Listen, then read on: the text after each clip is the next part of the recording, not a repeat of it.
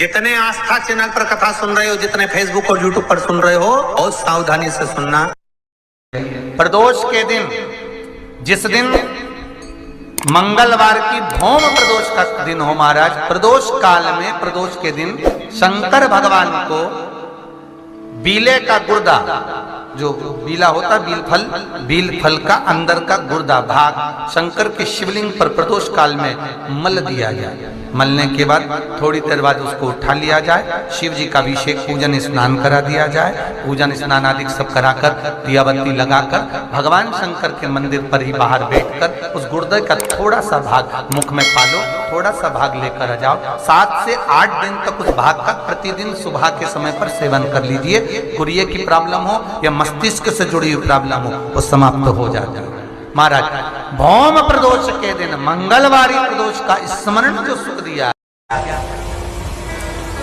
मात्र एक दुर्वा प्रदोष के दिन शिवलिंग पर चढ़े हुए जल जहां से नीचे की ओर गिरता है, उस जगह पर मात्र अपने शरीर की कामना करते हुए भगवान से रोग मुक्ति के लिए एक दुर्वा अगर समर्पित कर दी जाए तो कोई बड़ी बीमारी जिंदगी में आ ही नहीं सकती, ग्रहण ही नहीं पाती। मतलब चाहे वो शनिचरी प्रदोष हो, चाहे रविवार की हो, सोमवार की हो, मंगल की हो, बुधवार की हो, गुरुवार की हो, शुक्रवार की हो, शनिवार की हो, कोई भी वार की हो, प्रदोष काल में शाम का समय सूर्य डूब रहा हो, बस डूबा ही हो, और उस समय पर केवल 3 दिन ऐसे रहेंगे, 3 बार ऐसे रहेंगे, 3 तिथियां ऐसी रहेंगी, 3 समय ऐसा रहेगा जिस समय पर तेरे द्वारा निर्मित शूल को भी शिव धारण करेगा और जगत का कल्याण करेगा। 3 दिन, 3 तिथियां, 3 बार, 3 नक्षत्र, 3 घड़ी, 3 पल,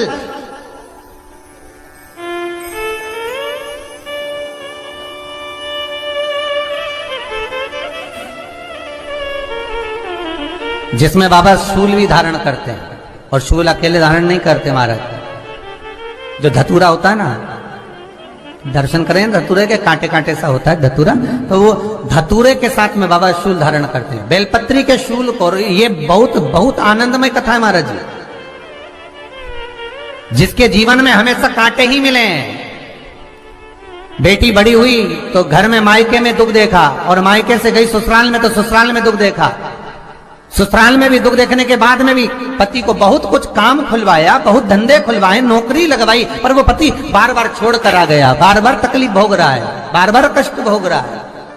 फिर थोड़े दिन काम करता है, थोड़े दिन छूट जाता है, फिर व्यापार में बढ़ता है, फिर छूट जाता है, फिर कोई दुकान खुलवाई, थोड़े दिन अच्छी चली, फिर वापस वहीं घर पर आकर बैठ गया, अर्थात उसके जीवन में वो शूलता चल रही है। तो बाबा देवाधिदेव महादेव कहते हैं, ये 3 घड़ी, 3 पल, 3 नक्षत्र, 3 समय, 3 दिन में जो शूल मुझे समर्पित करता है, उसके जीवन से मैं शूल हटा देता हूं।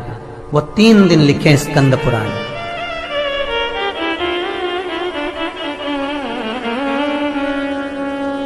महाराज बैसाख महीने में जो प्रदोष आती है, बैसाख के महीने में बहुत ध्यान से सुनना भाई, जो अपनी जिंदगी से बहुत तंग आ गए हो, परेशान हो गए हो, कष्टमय जीवन जी रहे हो, बहुत दुखी हो गए हो, उनके लिए ये स्कंद पुराण का चरित्र फिर मिले ना मिले, आप प्रेम से सुन लो भाव से। पहला, बैसाख महीने की प्रदोष,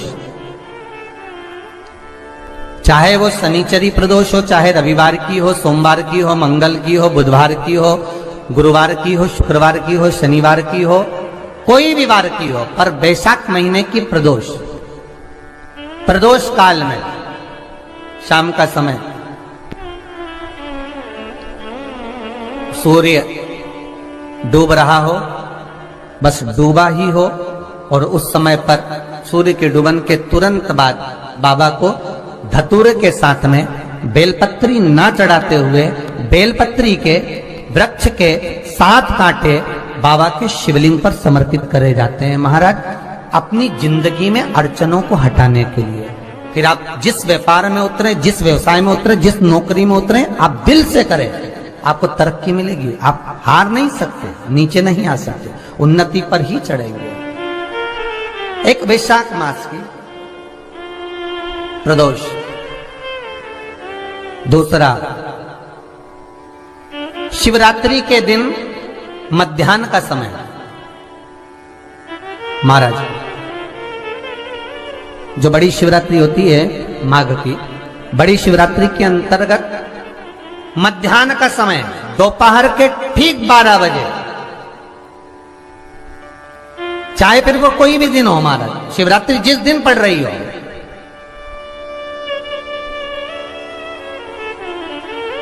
उस दिन भी धतूरे के साथ बाबा को 7 कांटे बेलपत्री के वृक्ष के समर्पित होते हैं महाराज। इसमें आप ये वाले जो कांटे हैं, जो शिवरात्रि के दोपहर 12 बजे वाले हैं, अगर कोई मदिरा पीने वाला हो, व्यसन में डूबने वाला हो, कोई जुआ खेलने वाला हो, कोई गलत वैश्यावृत्ति करने वाला, या अपने मार्ग से विचलित कोई व्यक्ति है, उसके लिए भी ये कांटे बहुत काम आते हैं महाराज। दूसरा, पार्वती, तेरे द्वारा तेरे नयन अश्रु से जो प्रगटा हुआ बेल का वृक्ष है, द्वितीय शूल मैं वहां धारण करता हूं, तृतीय शूल, तीसरा शूल जो वर्णन करा गया महाराज। भगवान श्रावण के महीने में जो भी दूसरा सोमवार पड़े, जो भी पड़े, श्रावण के महीने का दूसरा सोमवार, आप सबको पहले भी श्रावण के महीने में जो कथा कही उसका व्याख्यान वर्णन करा कि श्रावण का महीने का महत्व क्या है, वो भी आपको ऑनलाइन कथा में आप लोग सुन चुके हैं, लाइव कथा में श्रावण का पूरा महत्व बताया था कि श्रावण के महीने में शंकर भगवान को पूरा लेखा जोखा का भार प्रदान किया गया था।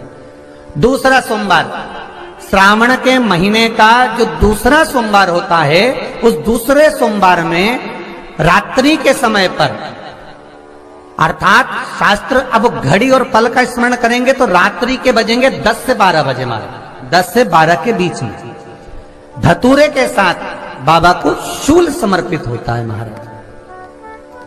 ये भी हमारी बाधाओं को, हमारी तकलीफों को, व्यापार व्यवसाय के लिए, नौकरी सर्विस के लिए, बहुत सारे एग्जाम में आप बैठ लिए, गवर्नमेंट एग्जाम के लिए बैठ लिए, नहीं हो रहा, ये 3 बार मेरे शंकर को बेलपत्री के वृक्ष के शूल समर्पित होते हैं, उसका आनंद पाना।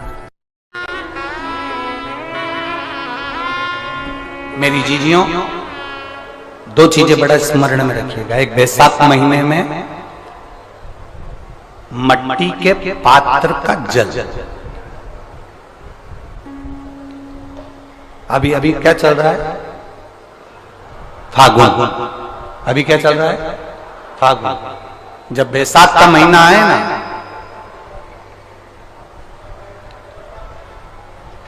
जितने यहां बैठे और जितने आस्था चैनल पर सुन रहे और जितने फेसबुक यूट्यूब पर कथा श्रवण कर रहे, जितने मोबाइलों पर देख रहे हैं, प्रयास करना, वैशाख के महीने में मिट्टी के पात्र में जो रात्रि भर जल रखा हो, मिट्टी के पात्र में, अगर आपके पास में घड़ा हो, हंडा हो, नी हो, तो दिया हो, दीपक हो, कुल्लड़ हो, कोई भी तुम्हारे पास में जो मिट्टी का पात्र, उसमें जल भरना। वो जल वैशाख के महीने की किसी भी सोमवार के दिन, किसी भी सोमवार के दिन, वैशाख महीने या किसी प्रदोष के दिन या वैशाख महीने के शिवरात्रि के दिन, वो मिट्टी के पात्र का जल अपने घर के प्रत्येक व्यक्ति का स्पर्श कराकर उस मिट्टी के पात्र के जल को तांबे के पात्र में डाल लीजिए और घर के प्रत्येक व्यक्ति का स्पर्श करा लीजिए और शंकर भगवान पर कुंडकेश्वर महादेव के नाम से समर्पित करिए। कुंडकेश्वर महादेव, कभी जीवन में पीछे पलट कर देखने की जरूरत नहीं पड़ेगी, आप उन्नति की सीढ़ी की ओर बढ़ते चले जाओगे। वैशाख महीने में मट्टी के पात्र का जल भगवान शंकर को समर्पित होना चाहिए, उसका सुख हमारे जीवन को एक आनंद फल प्रदान। जैसे कहते हैं ना, कोई अच्छा मिले ना मिले, धन मिलने से कोई भाग्यशाली नहीं होता। प्रदोष का दिन आएगा तो हम भगवान शंकर को प्रदोष के समय में, शाम के समय पर हम बेलपत्र, शमी पत्र, चावल समर्पित करेंगे। आप तो प्रयास करा करें, कभी अगर मौका मिल जाए तो प्रदोष काल में, प्रदोष के समय पर एकांतेश्वर शिवलिंग मिल जाए, कहीं एकांत में कोई शंकर भगवान का शिवलिंग मिल जाए, एक बेलपत्र लो, उसके ऊपर एक शमी पत्र रख लो, एक चावल का दाना रख लो, अपने मन की बात बाबा से कहकर श्री शिवाय नमस्तुभ्यम बोलकर शंकर भगवान की अशोक सुंदरी वाली जगह पर स्पर्श कराकर वही शमी पत्र, वही अक्षत का दाना, वही बेलपत्र शंकर भगवान के शिवलिंग पर उसको समर्पित कर दो। समर्पित करते समय ये जो डंडी का मुख है, ये जहां जलाधारी होती है, पानी बहता है, उस ओर डंडी का मुख होना चाहिए। जिधर पानी बह रहा है उधर से करो।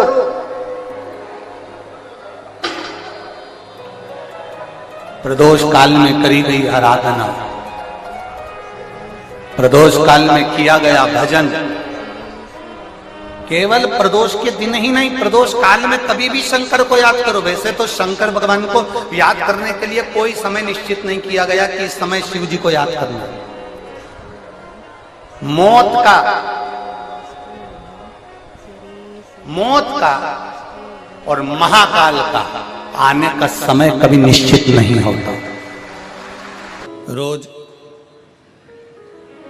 शंकर के मंदिर में प्रतिदिन जाने वाले को, और एक और चीज अपने स्मरण में रहे, अगर शिव के मंदिर नहीं जा सकते तो अपने घर में जो शिवलिंग है उस पर जल चढ़ाओ।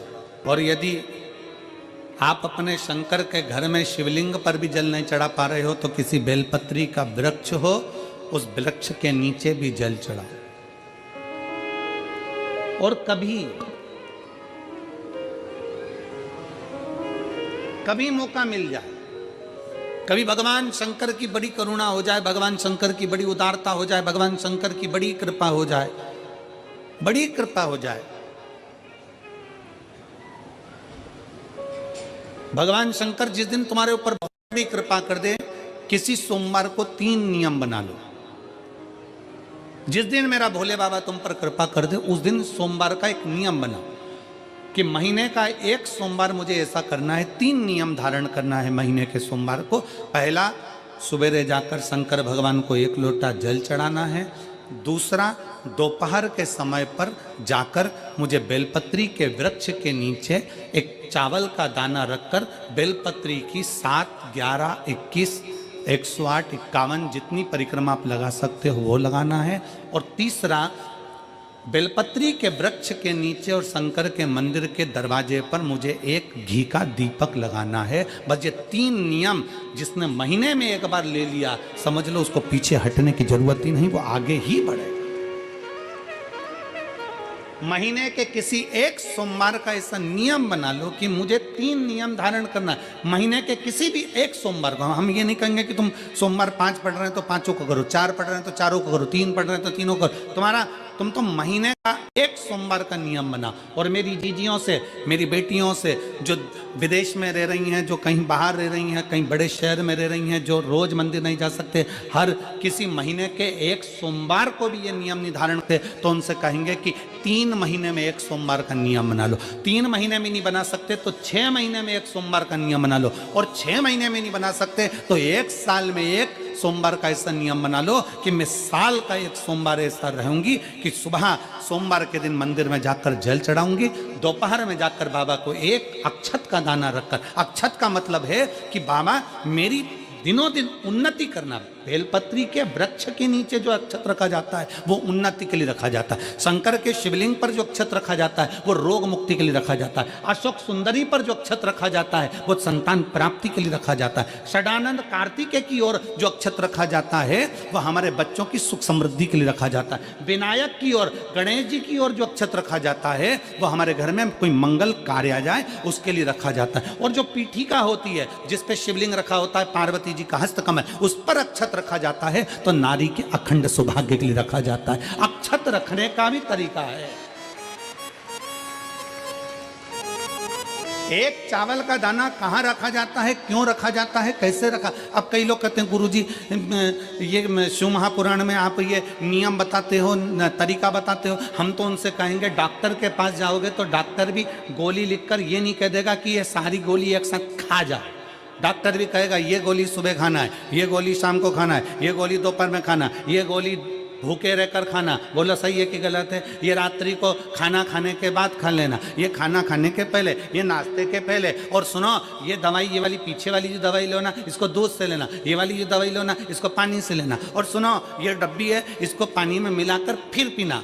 दवाई लेने का भी तरीका है, उसी तरह शिव महापुराण में एक एक अक्षत का भी तरीका है और एक एक बेलपत्री का भी तरीका है।